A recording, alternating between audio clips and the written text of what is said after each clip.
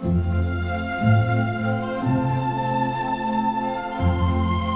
my name's Beth Hansen. I'm the curator at the Historical Society of Talbot County. And right now we're in the bicentennial of the War of 1812 through 14. We have an exhibit up about that in the museum. And one of the things we're doing is honoring the veterans of that war. Of course, none of them are around now, but many families who've been here for generations have members who fought in that war. And we're putting up here a list of people who want to honor their ancestors who fought in the War of 1812. So if you have any members that you know of, or if you don't, there's even a website through St. Michael's 1812 that allows you to look up anyone who fought in that war in our local Talbot County militia. So we encourage you to take part in that and other 1812 activities we're going to be having this year to honor all of our veterans. Thank you. Welcome back to VETS TV. We're filming today from the War of 1812 room at the Talbot County Historical Society, which features an exhibit for the coming year about the War of 1812 and its impact on the Eastern Shore. And one of the exhibits here is a letter, a handwritten letter, the actual letter written by Francis Scott Key, the drafter of the Star-Spangled Banner, to his good friend and fellow lawyer John Kerr, who lived in Easton. The letter, the translation of which is available here at the Historical Society, was written on December 1, 1798, when Key was living in Annapolis. And Kerr would go on to command a company of militia, actually, in the War of 1812, and also to serve in Congress as a member of the Whig Party. And of course, Francis Scott Key went on to draft the words to the Star-Spangled Banner, which started out as a poem called Defense of Fort McHenry, and later was given a tune that came from an old drinking song. So a lot of interesting exhibits here in the Historical Society, the Talbot County Historical Society here in Easton. And if you haven't been here, it's certainly worth a look and worth a visit, and we encourage you to do just that. Well, let's return to our subject at hand. We were talking with Jim Minji about opportunities for veterans in starting franchises, and we were talking about what veterans needed to think about before they entered into the process of even starting a small business. Jim, could you now walk us through the work that you're doing and also explain who all of the actors are who are involved and what their various roles are and what veterans might be involved in when they get involved in this process and begin interacting with the various players at the various levels of the work that you're doing here? Sure. Well, in Maryland here, there's some great resources for small business. A lot of times, though, they need to be put together and explained. We chose franchising because franchising has been around for a long time. Not many people know that 80 to 90% of the businesses in the United States are franchises. Car companies are franchises. Other large companies are franchises. They have a process. So a veteran coming out who is interested in getting into business can look at that and say, well, I can spend years on evaluating a particular kind of business, or I might want to do a franchise. And we saw that and we said, because of that process, we may be able to mitigate the risk for the veteran small business person, for the lender, for everyone involved. So some of the people who are involved, you have the state players, you have the Veterans Administration, you have mentor support from maybe several different parties. Let me go through a couple of them, because what we did on the Eastern Shore here is initially the Chamber of Commerce said, let's do an entrepreneurial business plan course for veterans. So they did, and the veteran goes through a process of examining their market, figuring out what the impact of their business, the projections, the profits that they think they can make out of this. And then they get to a stage that says, is this feasible or not? So they seek out support from a small business development center. There's several. Chesapeake College and Salisbury have SBDCs that are part of a statewide network, but they're based right at those colleges. And they have excellent people in there that'll help you examine projections, even give you tools for doing those.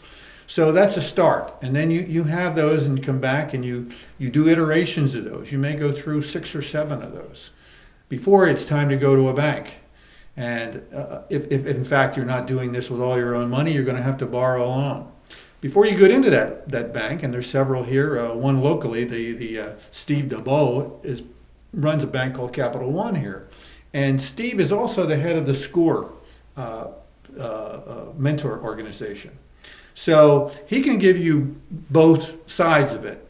And that's what we did. We created a model to start going through these processes, understand how they fit together specifically for the veteran, and take them to the point of, is this project feasible from the veteran standpoint?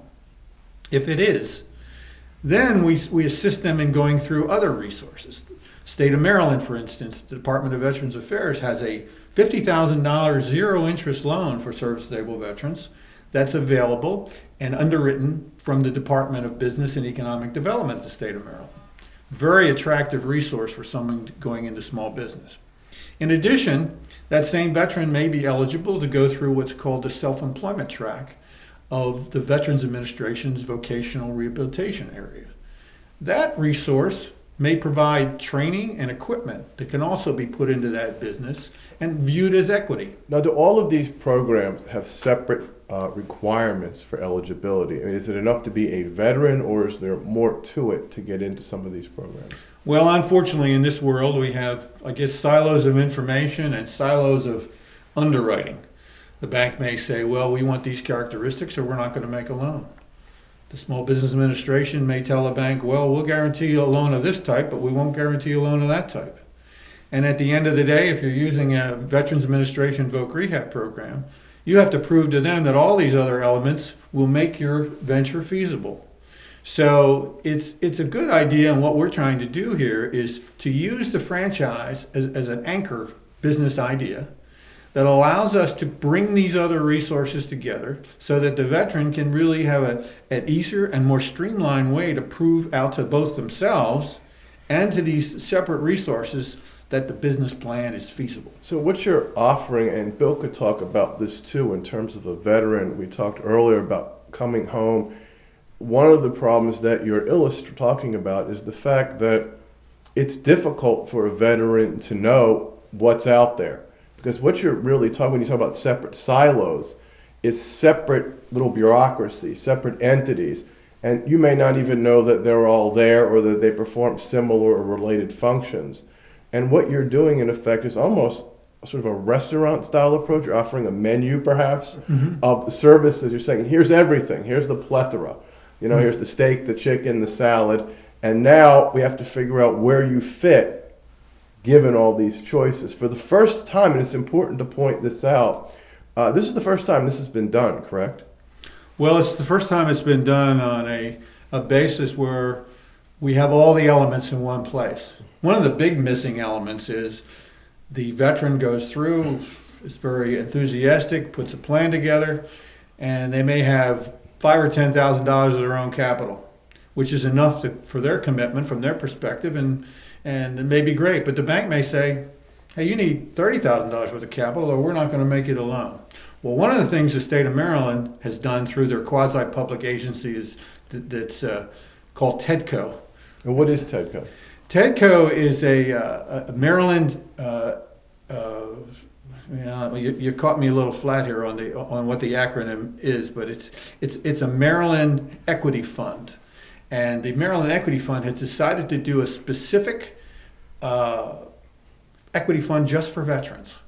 And when I say equity fund, I'm talking about risk capital that doesn't necessarily have to be paid back to the bank. It can be matched with your own resources to make that banker or that grant provider more comfortable with what you're trying to do. Is in effect grant money? No. The Maryland technical assistance comes in the form of an equity, an actual investment in you. There's an expectation that they're going to get a return on their money. Okay.